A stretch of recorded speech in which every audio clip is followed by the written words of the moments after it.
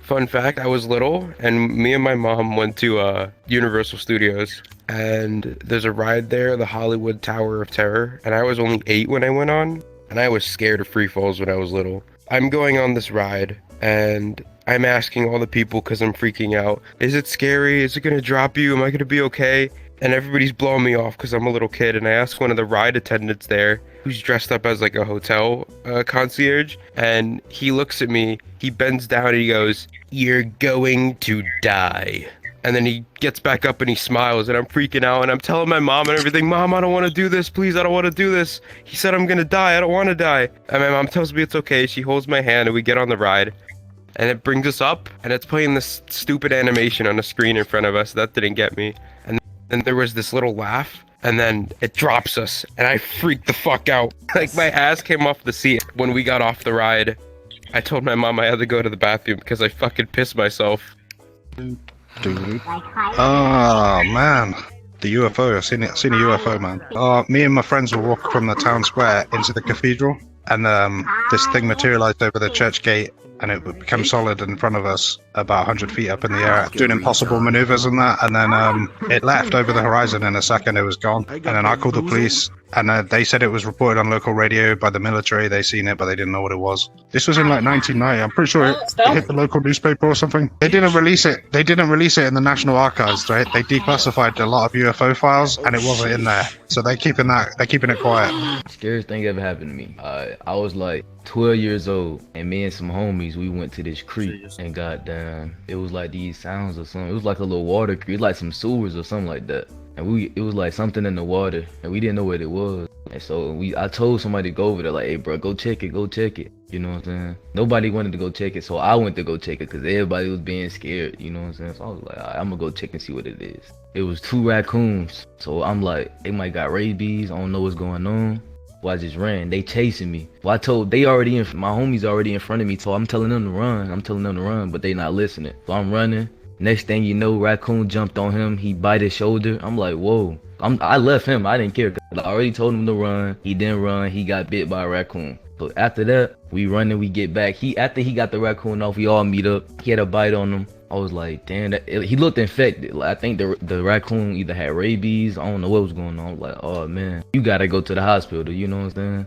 So we go to, we call the ambulance. We at the apartments chilling, waiting for the ambulance to get there. He wiped off the wound. After the ambulance looked at it, they like, yeah, this a rabies bite. So they had to rush him to the hospital. Next thing you know, well, they took a long time to come. So by the time all that came, he was like getting sick from it. Like, he really died that night, but it's still a scary story, but he still died. It's sad though. But at the same time, I told him to run. Yeah, I told him to run. They didn't want to listen. They thought I was joking. But in reality, it was real. So yeah, that was probably the scariest story. Damn, shit. Damn. Let me think. There was this one time when people did a drive-by on the wrong house, and they ended up shooting up my auntie house while we were there, and a bullet grazed my arm, and like that was like probably one of the most like humbling, but it was just freaky for me. It was thankful because my auntie, it was before she passed at least, she pulled me down and I was too busy playing the game and shit, and that just saved my life, and I always been thankful for that. But yeah, that was probably like one of my most like scariest moments of my life. Oh, I got a good one. I got a decent one. I got a decent one. I don't know. So basically, I was walking with my cousin, right, at my grandparents' house, and they have a farm. So we're walking through the field because there's like this big, long pathway right in the middle of it. And so we're surrounded by corn on each side, right? And so the corn's already grown, so it's really tall. I couldn't see over it, but there's a straight passage down the middle, right? It's the middle of the night. We have flashlights. We're walking down. We're just having a nice little chat. So I thought I heard something behind me because we know that coyotes can come out there. And so I turned around because I thought I heard something, and I saw these 2 sets of gleaming eyes staring at me. And so at first I didn't know what it was. I thought it was, I don't know, some metal in the ground or something. So we kept walking, kept talking. So I heard it again. I heard something snap, like a twig or something. So I looked back, and they were getting closer. So I'm like, holy fuck, it's there's coyotes hunting us. And so he's my cousin. He's a couple years younger than me. And so I walked around.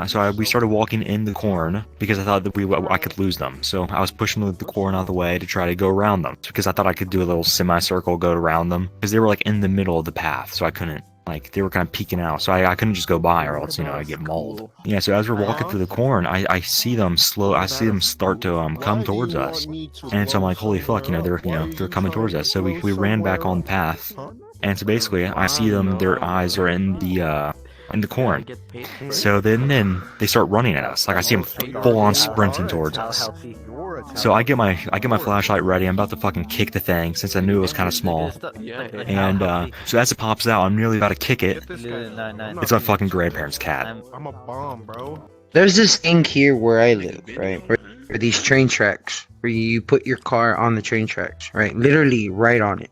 You put it on neutral. Okay. There's no hill, there's no nothing. Okay, it's just straight. It's just straight as shit. You put baby powder all over the windows and all over the car. Close your doors, turn off all the lights, leave it on neutral, and leave it alone. Then sooner or later, you're gonna feel your car to start moving. And then once you get out, there was literally handprints, little kid handprints on the back of my bumper, like on the back of the car, like if somebody was pushing it. But little though, I mean like little kid hands, bro. That scared the shit out of me. I saw like at least I saw like 3 of them, like 3 handprints just out of nowhere, dude. It scared the shit out of me. So there's a story behind it. There was I believe a bus or something. It had stopped right in the front of the train, and as soon as it had stopped or something, and it got stuck, the fucking train was already coming, and it hit all of the kids in the fucking bus and all that. Killed at least all of them. True story. It's here where I live. And my sister got held at knife point and was robbed. Like, she had to like give all this guy the cash in the cash register. And then literally a month later, I was like, I was just doing my closing duties. And then fucking this guy just kicks open the door. But because I'm right by like the exit door, it immediately creates a barrier between us. He's like, "Get the fuck behind the counter now." And I was like, "Fuck you, buddy." Right? And I start running, and then like my jeans kind of like fall just a little bit below my waist. And so I almost like completely biffed it on the ground. But it's so stupid too, because like he had the knife out, and I said, "No, fuck you." And I reached out with my broom, and he grabbed the broom and he dropped his knife and he chased me with the broom. I was like halfway across the parking lot, and by the time I turned around, he was like already running away because he was like, "Fuck this!" Like, and the stupidest, I didn't know this either because I didn't realize till I looked at the cameras afterward. But I ran. There's a customer leaving, and I knew the guy. I was like, "Mike, leave me in the car," and he locks the fucking door. And he's like, "Go get Camille in the bar." And I'm like, "You motherfucker, fine." I run in the bar. I'm just like, Camille, right? And she's like, "What?" I was like, "Shut the fuck up. Come with me," right? So I start running, and then she's like, "Are we gonna go smoke weed?" And it's like, "Oh my god, shut up. I'm getting in this car right now." And then we called the police and watched the video footage afterward.